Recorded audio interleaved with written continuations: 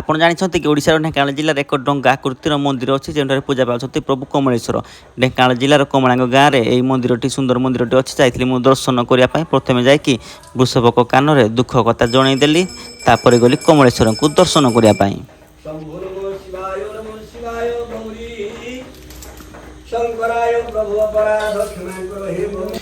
ମନ୍ଦିର ପରିସରରେ ସୁନ୍ଦର ହନୁମାନଙ୍କ ମନ୍ଦିର ଥିଲା। ସେଠାକୁ ଯାଇକି ବୀର ହନୁମାନଙ୍କୁ ମଧ୍ୟ ଦର୍ଶନ କରିଦେଲି ଆଉ ଆପଣଙ୍କୁ ମଧ୍ୟ ଦର୍ଶନ କରାଇଦେଲି। ମନ୍ଦିର ସାଇଡ଼ରେ ପ୍ରଭୁ ଧବଳେଶ୍ୱର ମଧ୍ୟ ଏଠାରେ ଆବିର୍ଭାବ ହୋଇଛନ୍ତି। ତ ଧବଳେଶ୍ୱରକୁ ଯାଇକି ମଧ୍ୟ ଦର୍ଶନ କଲେ ଆଉ ଆପଣମାନଙ୍କୁ ମଧ୍ୟ ଦେଖାଇ ଦେଉଛି।